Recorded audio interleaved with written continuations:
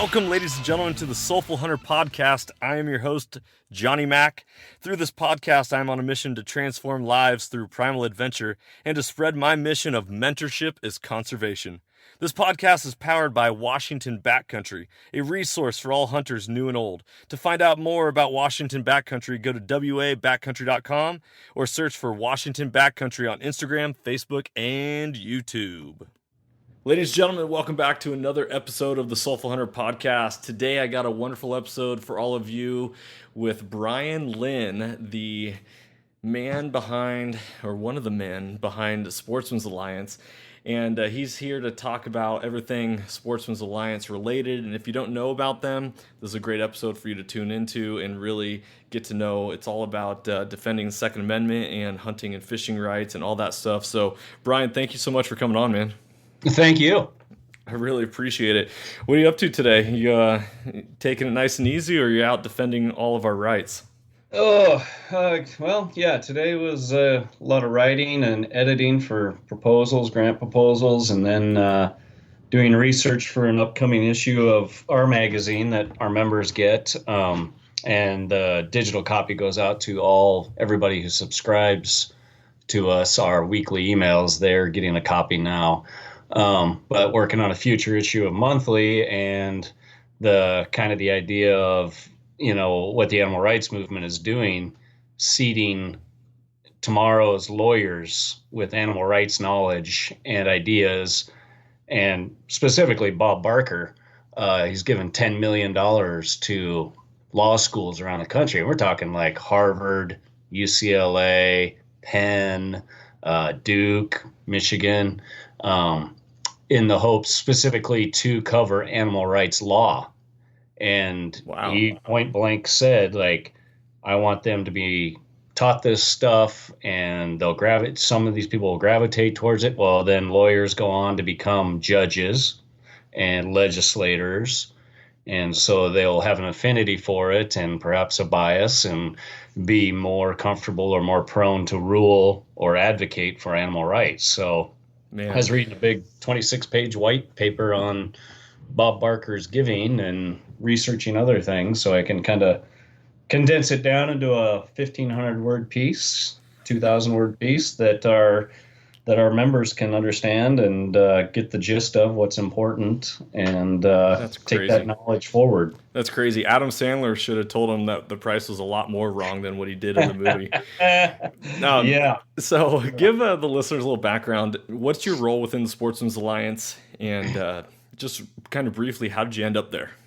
Yeah, so I am the vice president of marketing and communications. So basically, anything that goes out to the public in whatever form comes through me at some point. Our social media pages, our magazine, anything print, digital, the website.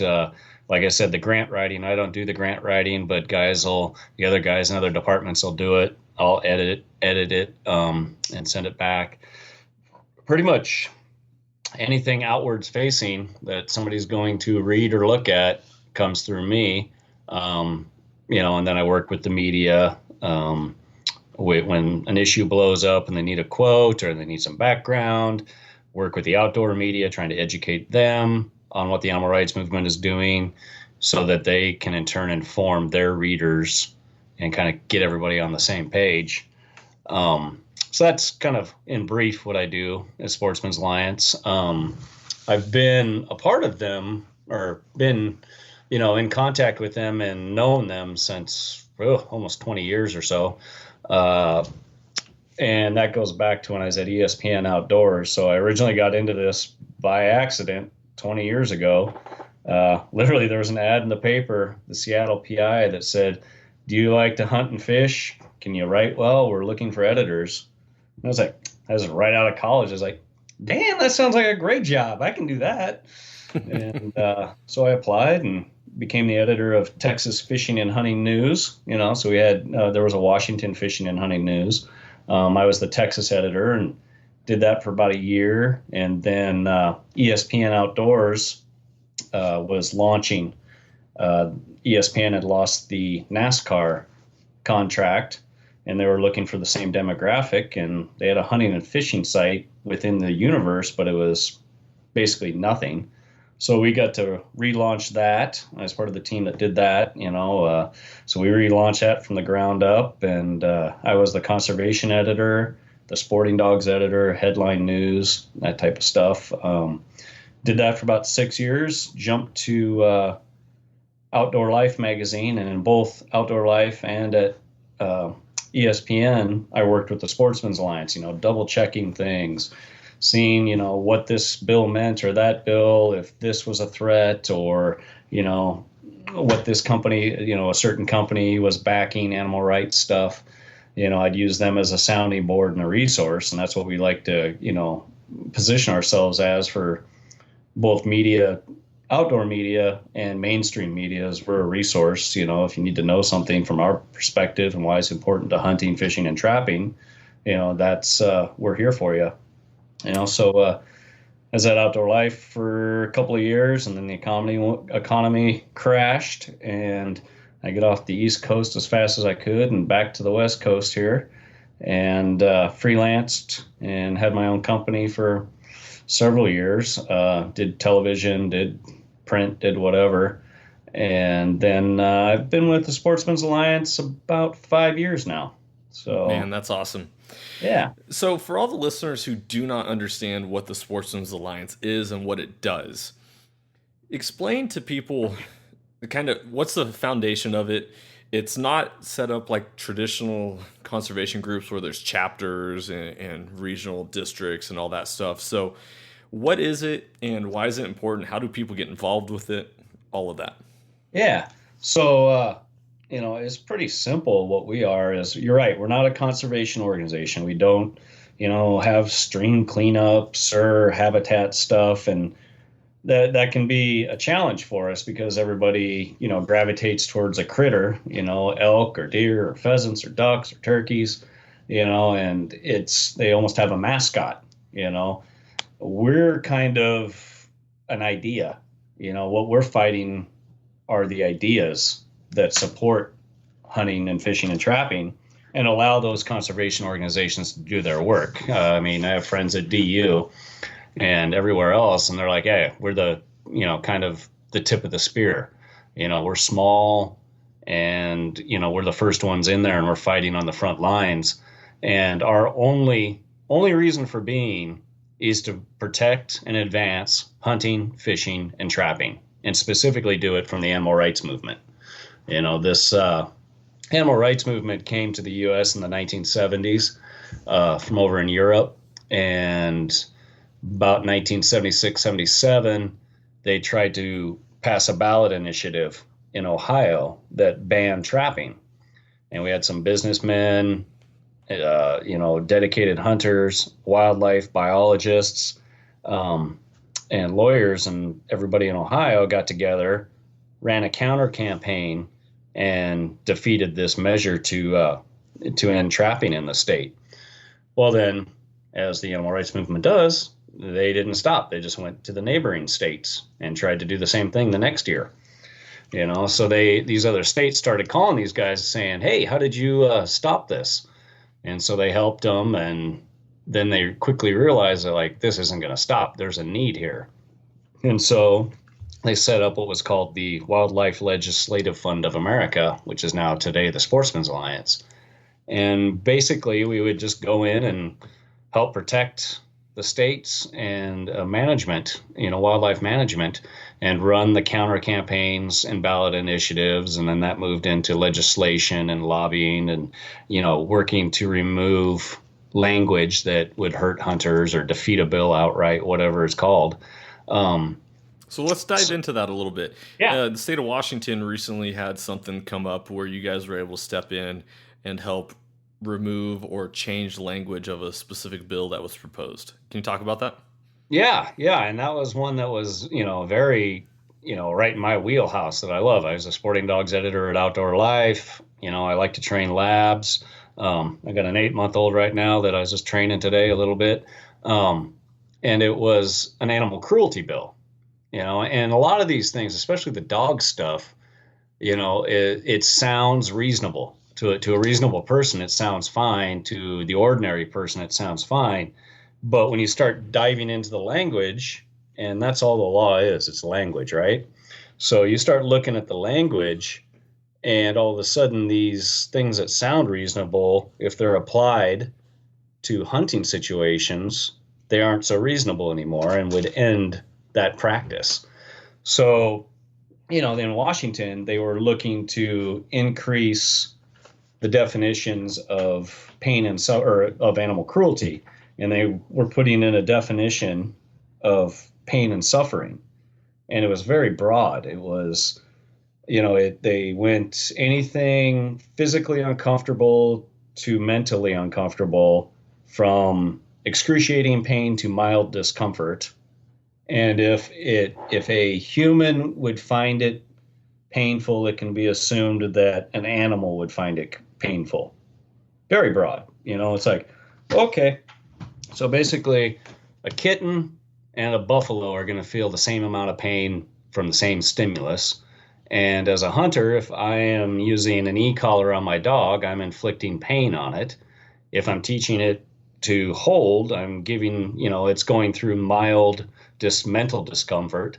Really, any training, there is mental discomfort. Like, you don't learn, very well and retain it if there isn't some amount of training. I mean, think back to math class, when you sat in math class and the teacher called on you to do a problem. There was some discomfort there, right? Yeah, being a school teacher, I know exactly what that's like.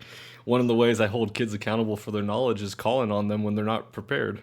Yeah, exactly. It's like, oh, hey, you better be ready because you never know when you're going to get called upon. Yeah. And so, that would qualify as animal cruelty. I'm sending my dog into a 40-degree river to retrieve a duck.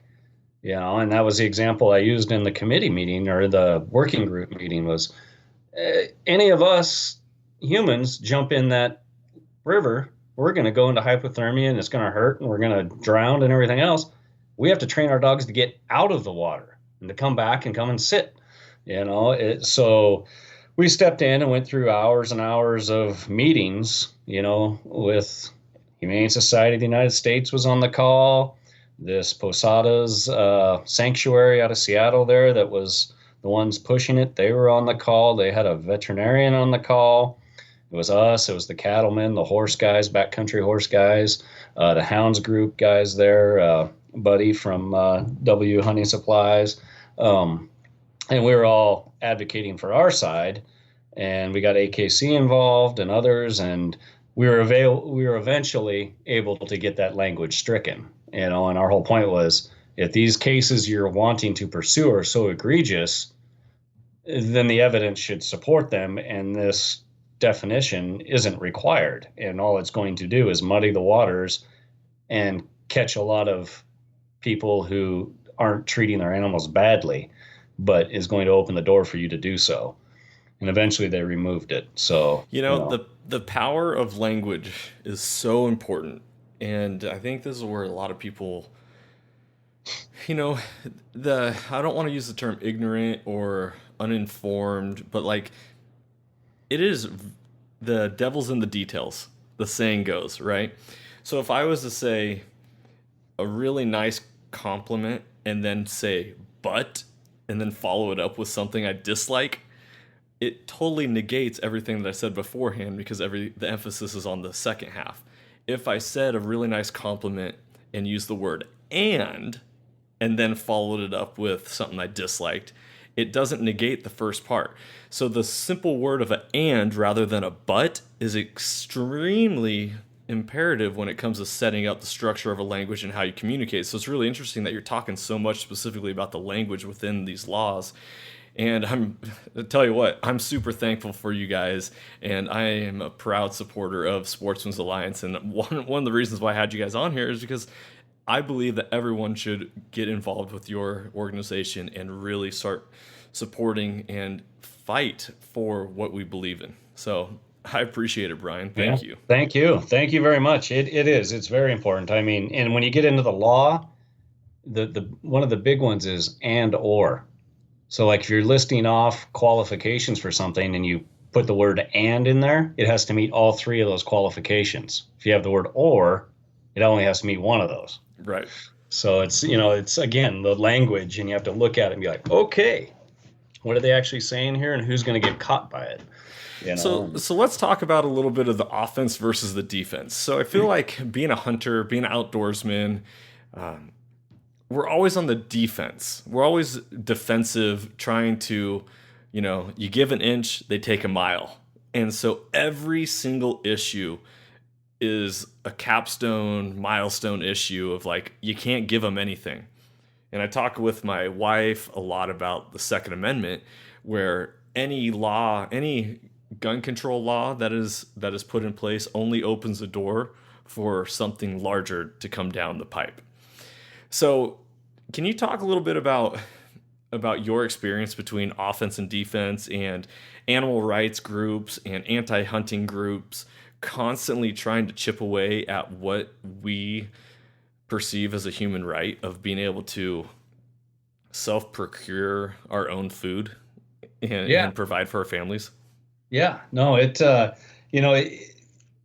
It feels like we're always on defense, and that's partly because we are. Everything is open, right?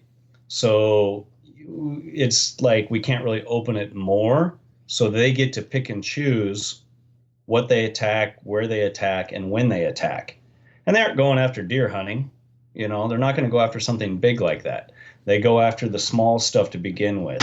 They'll attack a method or mean here, another one there. They'll take baiting away. I mean, Washington, perfect example. 1996, they took hounding away and the use of bait. Then they come back in, 2006 or something like that, and took away trapping. Yeah. Yep. So they come back and they take away a little here, a little there, and it comes down to what's palatable to the voting public. And they can spin. It boils down to a rural versus urban mindset. And then they can go to favorable states or states with big urban centers. Here in Washington, it's the I-5 corridor. Same with Oregon and California. You can win those major cities, it's done, it's over. But every state has that. Colorado, Arizona with the mountain lion stuff just 2 years ago. So if you can win that urban vote, then it's done. And so we're always on defense because they get to dictate the playing field. It's like it's already open, so they get to dictate what they want to attack and when they want to attack it. So let's jump into that for a second. The whole idea is that stuff is always brought about around voter initiatives, right? Everything is an initiative that's put open to all people within the state that can vote on it, and yet they can have no perspective, or it doesn't necessarily something that they are invested in. And yet when it comes to the language, all of a sudden they're like, oh, should hound hunting or bait hunting be allowed?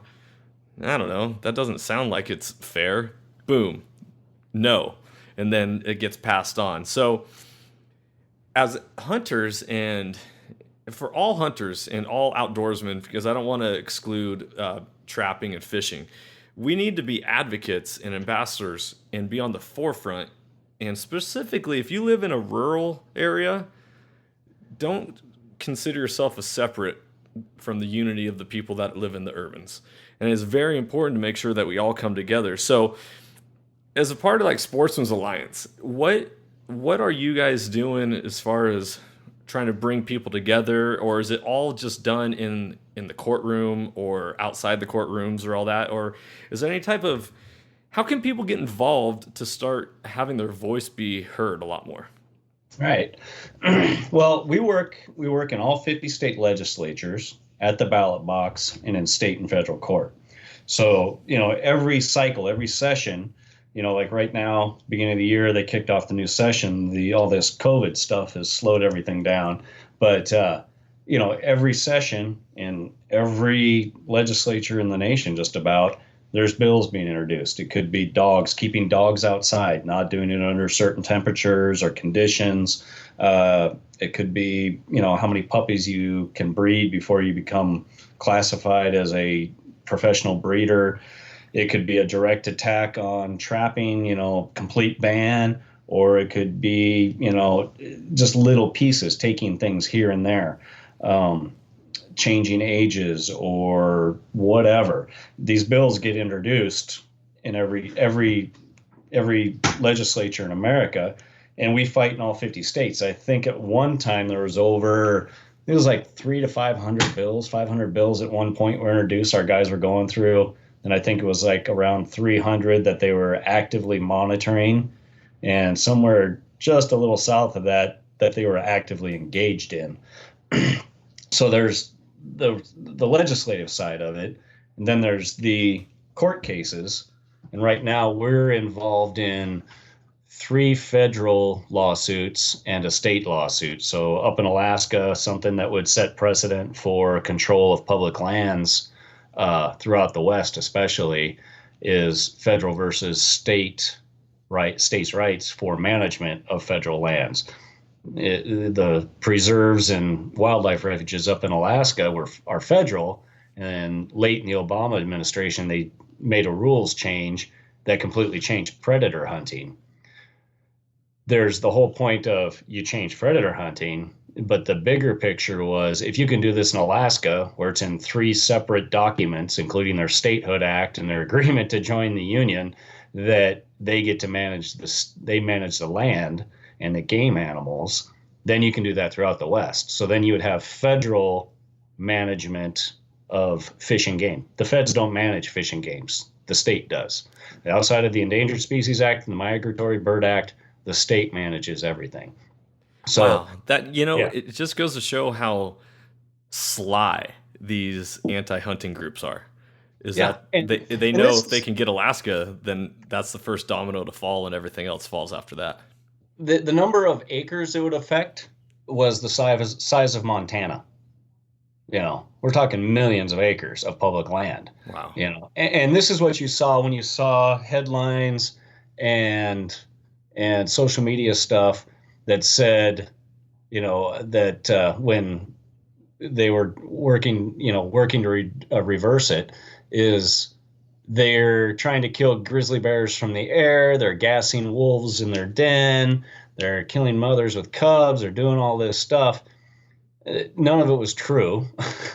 I mean, most of it was extreme examples that gave the biologists of those areas the right to go in and kill wolves or bears under very certain circumstances. And it had only been used one time, and that was killing some wolves, and then they had to kill the pups because they were in a high distemper area.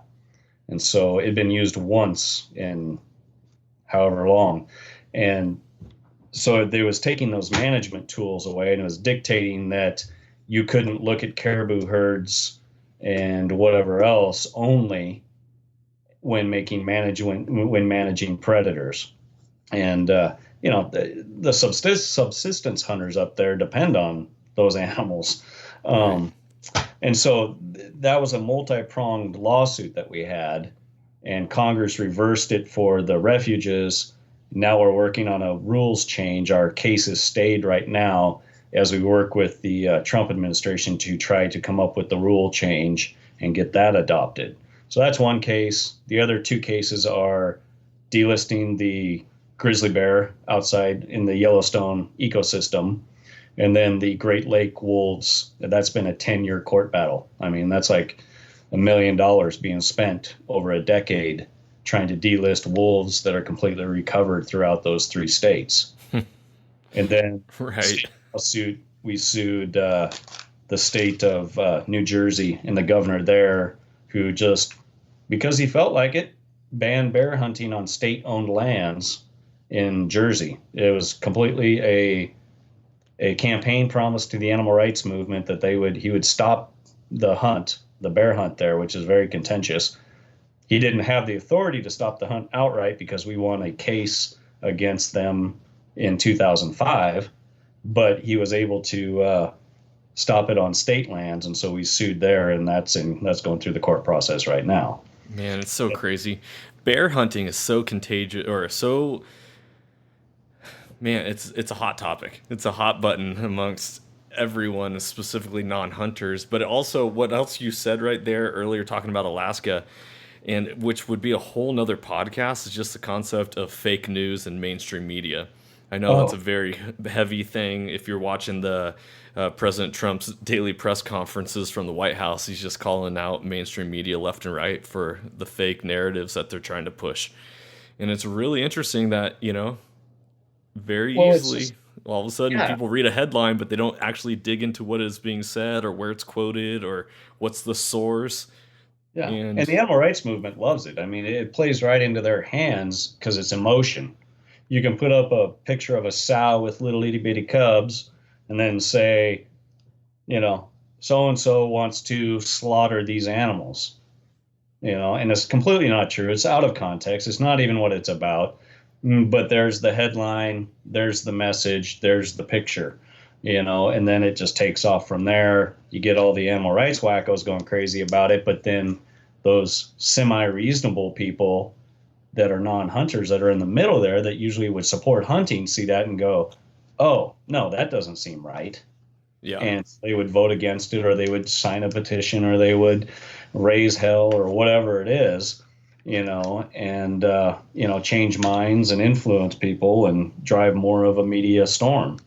yeah. I So was listening to a podcast where Donnie Vincent was talking about how he was back east in one of the states somewhere, and it was talking about wolves on this billboard, and like some animal rights activists like, how dare you hunt these animals, they deserve to be free and wild, and it was a picture of a coyote actually on the billboard, and I was like, that's the exact point, is that these people who, you got like your 10% that loves hunting, your 10% that hates hunting, and then everyone else is in the middle, and we are at war to not persuade but to deliver correct uh, evidence and information, specifically promoting hunting for the longevity of it for generations to come. That's all we want, rather than it just constantly being taken away. Yep. Yeah, no, it's a tough sell, when you get into that emotional stuff and the other side gets to manipulate the emotion, they get to set the precedent, and decide what they're going after. They have the head start. They can start game planning the year before for what they're going to do, and we have to respond immediately, like a bill's introduced. And, over the last year, and then it's continued this year, the big one has been wildlife contests, coyote contests Hmm. and things like that.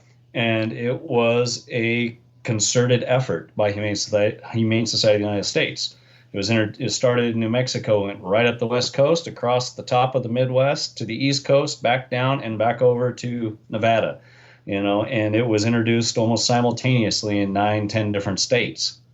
And it started off as coyote specific, and it moved up to Oregon and then into Montana, and that was any predator.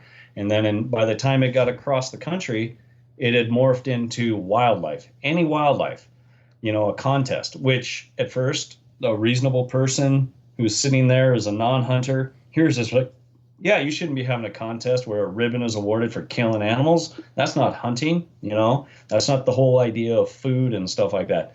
But if you look at it and you go, hold it, this would stop an organized squirrel hunt for kids. This would stop you and I in the duck blind betting dinner, on who gets the most greenheads. Hmm.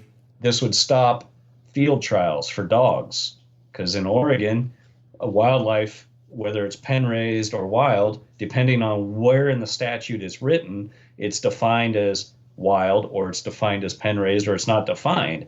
So your field trials and your hunt tests for your dogs would all get caught up in that, and you'd be a felon or misdemeanor or whatever, depending on the state. And by the time it got back to Nevada, it was a felony. It was equivalent to manslaughter if you had killed a coyote during a contest.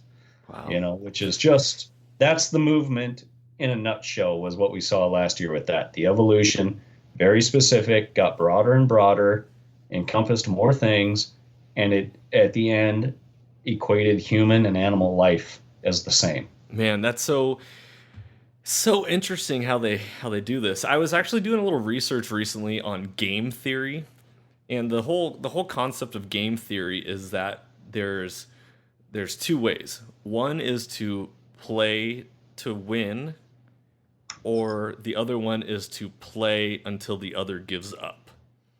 And the point is that in game theory, you have to map out every move and counter move of what your opponent or enemy is going to do. So it's funny that you're talking about, seeing it morph across the entire country and get back to Nevada and all this stuff.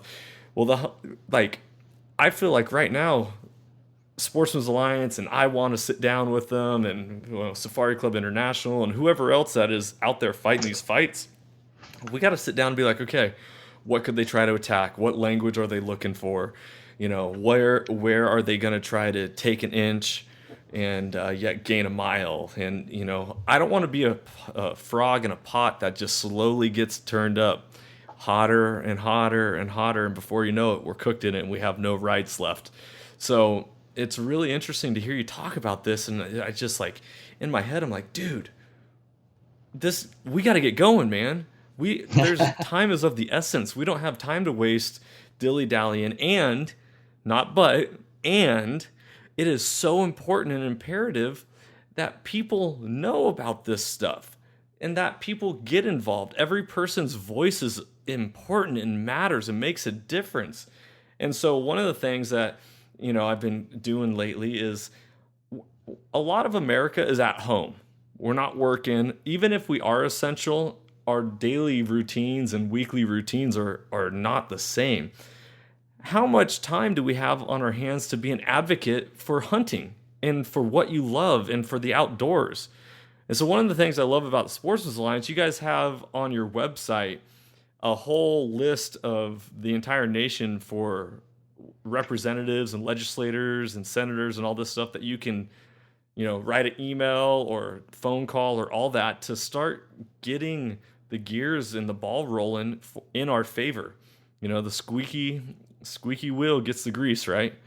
And so we need to make sure that we are louder than the anti-hunting groups, and at the same time educate the people who are indifferent and don't know any better. Yeah, that's huge. That's huge. And yeah, voicing our opinions and the science, because we have all the science and facts on our side.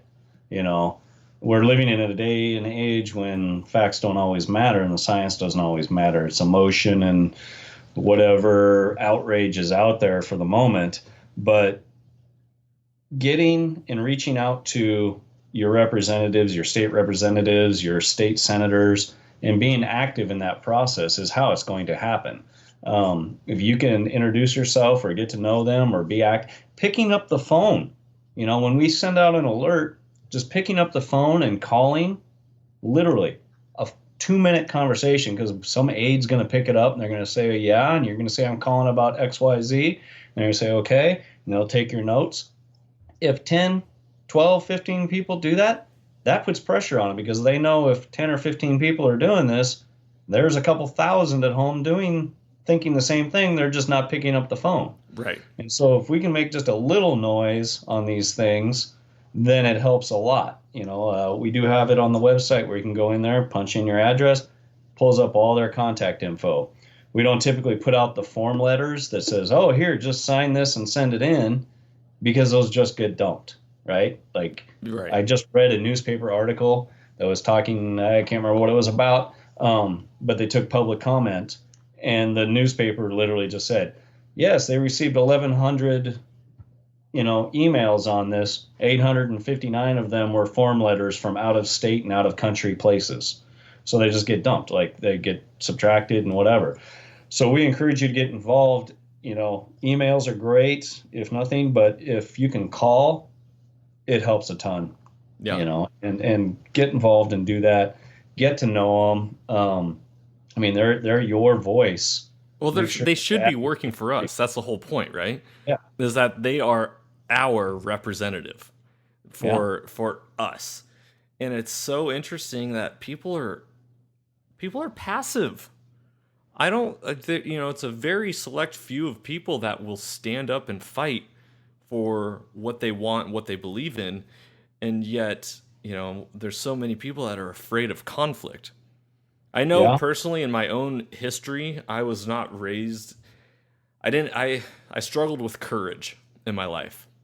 Courage was something that I really struggled with, and ironically, it wasn't until I went on my very first backcountry hunt, and first successful hunt was 9 miles into the backcountry for black bear, that I faced my fears of like, oh man, I'm going bear hunting, but I'm afraid that a bear is going to come get me at night, in my tent.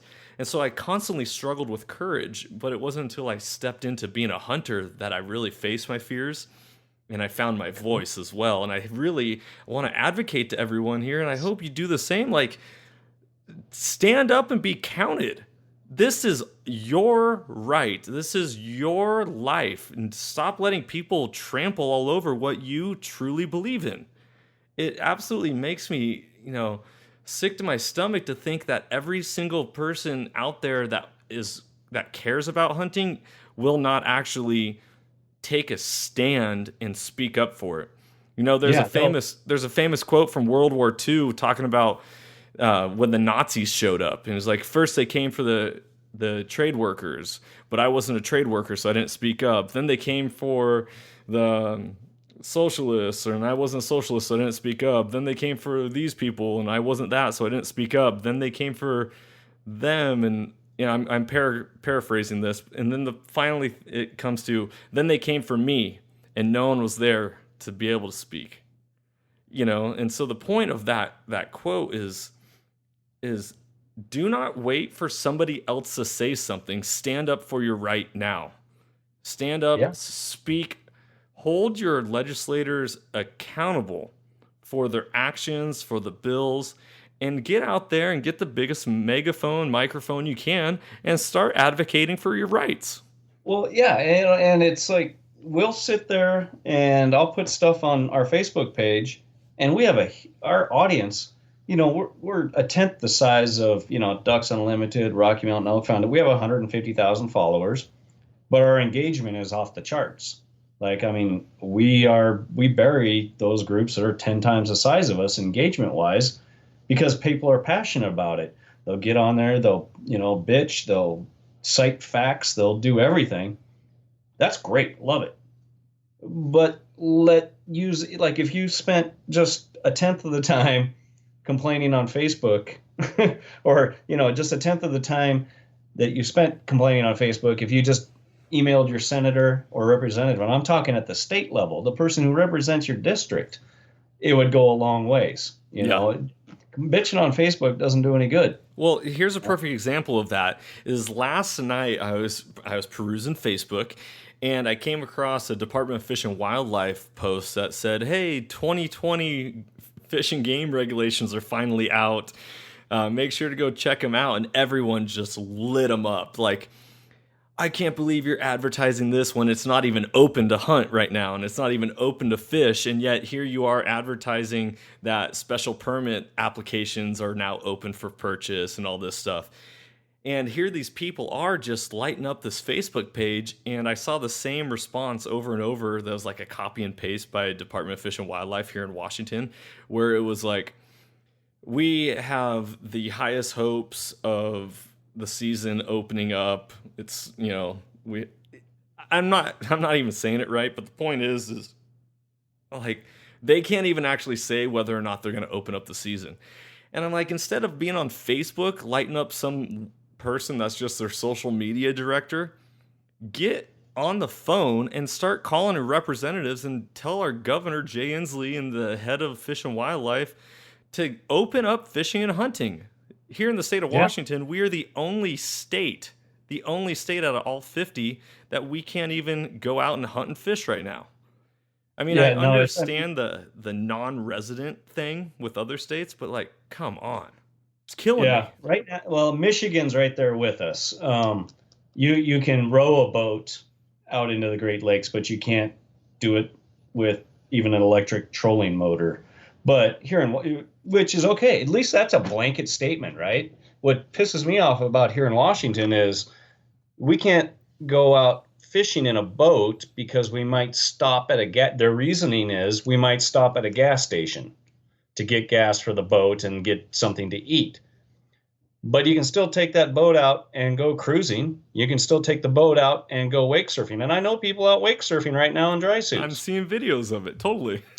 So you can still go do that, but you can't fish. You can walk around a lake, but you can't cast a line into the water. Yeah. Yeah. So it's, make noise. I mean, we just put out a piece about comments being sought by the Department of the Interior to expand hunting and fishing opportunities. And I went and looked, make sure the link worked that we put out there. And the comments from the animal rights people were right there at the top. I can't believe you. This is disgusting. Why would you hunt? Blah, blah, blah. They're making their voice heard. We have to make our voice heard. We have to comment. We have to let them know, that we want this. And also, here's the science behind it. Oh, yeah, here's the funding behind it. Here's how your state, actually makes money and pays for your biologists and your law enforcement and everything else. Right. Dude, man, Brian, you are an absolute champ, and it's so much fun talking with you about this. You're getting me all fired up. I did a podcast recently about predator hunting and why, so Jana Waller of Skullbound TV is I've become quite good friends with her, and she called me up and she was like, hey, my TV show where I killed a cougar went live, and I've been getting a lot of negative feedback on it about why would you kill a cougar? She did it with a handgun, yada, yada, yada, whatever. And I'm like, yeah, totally. We got to educate people. And so I posted on my personal Facebook. So this is like separate from Washington Backcountry, separate from the Soulful Hunter. And I posted up about the podcast episode. I was like, so why is predator hunting so important? Tune in to find out. And I had this guy comment on my post who I met him at a conference that's not associated with hunting at all down in California. It was a leadership conference that I went to. And he said, I don't necessarily have anything against hunting. I don't understand smiling with a dead animal for a photo, though. And in my, this is where I'm learning to just overcome my fears and my insecurities and just be the man that I was born to be. Everything inside of me was like, I just need to delete that comment or, ignore the person. And then I was like, no, that doesn't do what I'm trying to do, justice and advocating and teaching and educating people. And so I responded, I was like, have you ever been extremely proud of something you have accomplished that required a lot of work? It makes you smile. Have you ever caught a fish and smiled in a picture? Some things are hard for people to understand until they are in the experience. And the point of this is that we need to advocate and explain to people that there are some things you will not understand until you are in that experience, such as like being a father, being a mother, being a parent. The love you feel for a child cannot be expressed until that child is physically there with you, and then all of a sudden you're like, wow, okay, I get it. Yeah. And what you did there is the right thing. Like, in social media, it's important to remember whether you're dealing with a non-hunter or anti-hunter, it doesn't matter. When they come at you with something, stay calm and cool and reply, because don't care if you're going to change their mind. Think about everybody that's reading those comments. That's the people watching. That are lurking. Yep. Yeah, the lurkers are the ones that are going to take more away from it and go, hey, this guy's reasonable. This guy makes sense. Hey, I understand this. I didn't know that before. Throw the facts in there, back it up, and move on. It's real. It can be easy to get caught up in the emotional side of things, but if you can disconnect and just focus on, okay, what's really their point here? Are they asking about smiling, or are they making another point? And what's the counterpoint to that? Just state it, boom, and move on. And people will be like, oh, all right. And pretty soon they don't have anything to say because the facts are on our side. Well, and to prove your point with what you just said is the guy did not respond back to my comment. Not like, oh, okay, cool, thanks, or, right on, I understand now. So that's awesome. Let's talk a little bit more about Sportsmen's Alliance real quick before I dive into your personal story, and then we're going to wrap up this podcast. But so a 1-year membership is what, like $35? Yeah, $35, and then it goes up from there. 35 is the entry point, and it's 50 and 100 or whatever. It goes up from there, and you have different membership values get with that: t-shirts, hats, stickers, buck knives, gift cards, things Yep. like that. So yeah, that's for an individual membership, but we have memberships for just about anything you're involved with. If you own a business that's related to the outdoors, you're an outfitter, you're a sports store, whatever, you can join as a business partner. I think they'll start at $2,500. You get an ad in the magazine, you get social media pushes, you get different perks there that make it worth it. Plus, we're a 501c3 and a C4, so everything can be written off, as nonprofit. Rod and gun clubs, if you have a rod and gun club or your turkey club or whatever it is you want, we have those as well. And you get banners, Sportsmen's Alliance banners, and saying that you're protecting your passion, and different perks there as well. I love it.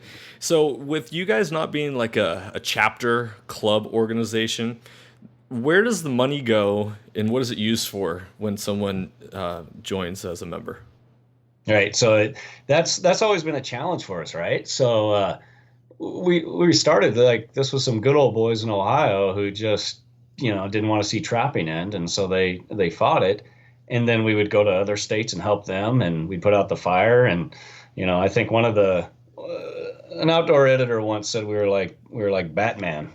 We showed up at night in the dark alley, and Took won care the of battle. business. Yeah, and then we went home. And that's basically what we did. We'd go home, go back to Ohio, and okay, where's the next fire? And we'd run over there and put it out. And we were never started as like a chapter club type thing.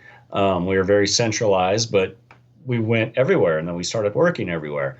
So that's been kind of a challenge for us, and we're trying to figure that out. Like, okay, how? Because it helps to have boots on the ground. It helps to have a presence. Helps to have people that are already engaged with you, so that when these issues pop up, they're right there to respond.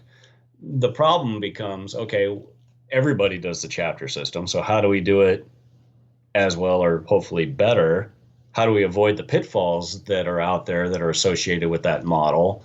And how do we keep somebody in the state engaged when their state may not be attacked for 1 or 2 years or 5 years? Mm-hmm. The issue is that they're coming. It doesn't matter. It's not a matter of if they're coming, it's when they're coming. Yeah, it's kind of like the game theory thing. Like you have to be prepared for when they do make the move. Yeah. And so it's like right now we have members everywhere in every state. The money comes back to Ohio, and we put it where we have to. Literally, it's like, okay, what's the biggest need right now? We need lobbyists here, here, and here because we have to stop this before it gets started, and then it'll roll to these other states. We have a ballot initiative going on in this state, in Ohio, or not Ohio, but Maine. They tried to end bear hunting, in 2014 with traps, bait, and hounds. They tried it in 2004 also. And then they tried it, in Montana. They tried to end trapping on public lands in Montana. Half the wolf harvest in Montana comes from trapping. Then they went to Arizona and tried to end mountain lion hunting with hounds. So they're just going wherever. And once they have success in one state, this is the entire synopsis of how the Sportsmen's Alliance came about. Ohio was one of those Midwest, West, or Eastern states that had big cities, but was rural enough once you got outside of them that if we can take it there, it's kind of that swing state idea. If you can change it there, you can change it in other states. And that's what they do. They move from one state, they take it to another state. Then they start using political pressure and say, hey, look, all their neighboring states are doing it. This state isn't doing it. And they start pressuring the legislators. Headlines start saying that, sound bites. We're in a sound bite society now. Those sound bites and quotes hit the newspaper and take off. All of a sudden, you got people, your congressmen and your politicians going, oh, well, Idaho did it, Montana did it. I guess those of us in, Utah should do it. Yep. And so we're everywhere trying to do it all when it comes to this stuff. And, we're looking at the chapter model, but right now it comes back and we're very centralized. But, we have a presence in all 50 state legislatures, the ballot box, and in the courts. I love it. I really appreciate that. I think, in the state of Washington, it feels like if California passes a law, then Washington's going to pass the same law. And so the fact that you guys are in all 50 states willing to fight those battles, I'll give you my money every day. Every day, every year, whatever that membership is, I'm all for it because I am pro Second Amendment. That is my stance before anything else. And, one of the things I love about you guys is that you are pro Second Amendment. You are going to fight for it, period. And so thank you. I really appreciate that. And it's important to make sure that that message gets shared. And so even if, and that's part of the fun is that because you're not animal based, like the Rocky Mountain Elk Foundation. Well, if they're not restoring a elk herd in the state of Washington, what are they doing? Why do I want to donate my money to them? Or that could be like the argument that some people face. But because you are willing to go wherever the battle needs you, that is what makes the Sportsmen's Alliance so special. So I commend you, and I commend what you guys are doing. And if all you listeners out there, if you have never joined a group, Sportsmen's Alliance, get on them. And if you are thinking about joining a group, you got to join them. Reach out. I'll give you a lot of information as much as I can, but I'll definitely point you in the direction of Sportsmen's Alliance. So, Brian, is there anything I'm missing as far as whatever the listeners would need to know to understand? How would people do people get involved with the Sportsmen's Alliance? Is there ways that they can give back, not just monetarily, but with time or effort or anything out there? Yeah, definitely. I mean, you can go to our website and we have all the memberships there. We have a volunteer form that you can sign up on and say, hey, I'm interested in volunteering in this capacity or this other capacity. And our folks will get back to you. We have youth programs, that we're working on. And we're actually working on launching another one right now that'll be hitting the public school systems that we're pretty excited about. And so that's just now kind of taking off. But we'll need volunteers for that and people that can, talk to kids and explain things and get them out. Perfect. Just so happens I'm a school teacher, so I'd love to hear all about this. Believe me, we'll be talking. Perfect. We will be talking. Actually, I'll probably have to pick your brain about a couple of things. So there's, all those ways to get involved monetarily, time and volunteer stuff. And like we said, advocate, whether that's on social media, be a good advocate, explain this to the non-hunters. Don't worry about the anti-hunters, talk to the non-hunters. Yep. And explain to them what's going on. And then when needed, get involved, contact your senators, your representatives, because that's going to be where the fight is for their attention. We're on all the social media pages, Facebook, Instagram, Twitter. Facebook's probably the most active, and that's just, look under Sportsmen's Alliance. And everybody screws it up, but it's MEN''S Alliance, Sportsmen's, plural, Sportsmen's Alliance. And that's sportsmensalliance.org is the website. So you can find us on Instagram and any of them. Perfect. Before I let you go, this being the Soulful Hunter podcast, I want to know what hunting has personally done for you and your soul. Like, how has it lit your soul on fire? And like, why has it impacted you enough to want to get invested and fight the good fight?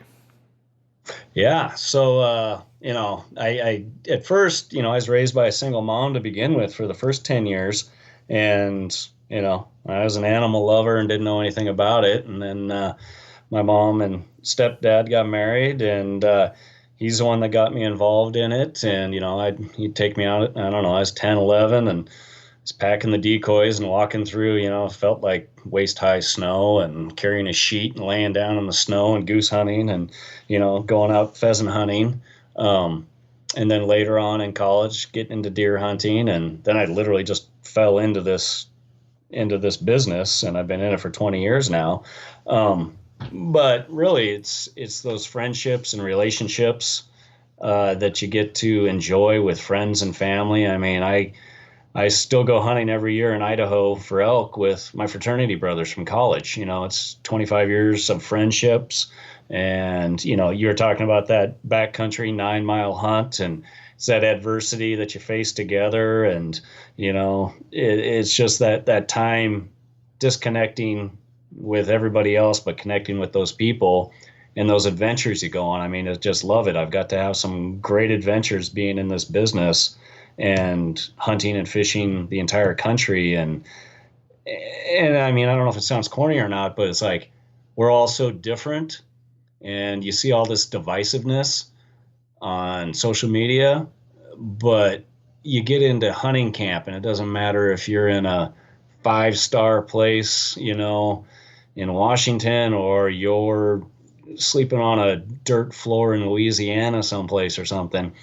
The ultra, high end place and people, and then those that don't have two nickels to rub together. Mm-hmm. But they're all good people. They all have the same ideas, the same kind of cohesiveness, and it's really something neat to look at. And from a historical perspective, how different hunting methods and different things evolved in different parts of the country were different, but there's a similar thread that weaves throughout all of it that's just really kind of cool to look at when you can step back and look at all that, and then you see the people and the relationships with people and with their dogs and whatever else. I mean, I totally agree. It's a total cool culture, and it's a emotional and physical investment that's just awesome. I totally agree. It's like the ultimate level playing field. We're all just trying to do it and do it our best, and it brings us together from all different walks of life, and it's leaving an impact. I love how you're like, if you take a step back and look at it. You ever seen the movie Ferris Bueller's Day Off? Oh yeah. Where Cameron's in the art museum and he's standing like inches away from that painting that's a bunch of dots. Well, all he can see is a bunch of dots, but when you take a step back, you see this beautiful painting. And I feel like that's what people need to do. And we always talk about on this podcast that inward reflection leads to outward correction. And if you can just take a moment to slow down, take a step back, look at what this world is providing for you and giving to you, it's a wonderful place, man. Life is good. Life is it's rad. It's awesome. It is, and it'll be awesome when we can get back out there and turkey hunt. Heck yeah. Heck yeah. Well, speaking of that, let's sign off. Brian, if there's is there any way people can get a hold of you personally, or if they have questions or different things like that? Yeah, I mean, you can just shoot me an email at blynn@sportsmensalliance.org, or just info. You can go to the website and there'll be an info, contact us button, and just tell them to forward it to me and they'll send it along. Yeah. Or Facebook. I'm usually checking those messages too. So perfect. Well, ladies and gentlemen, go check out and become a member of Sportsmen's Alliance. If you are not a member already, sign up. If you are, renew your membership. Remember that mentorship is conservation, and that by us being on the forefront of what we love, it helps make it last for generations to come.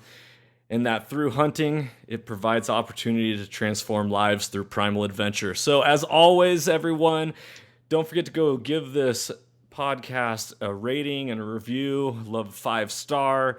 Looking forward to catching you on the next episode, everyone. Stay soulful.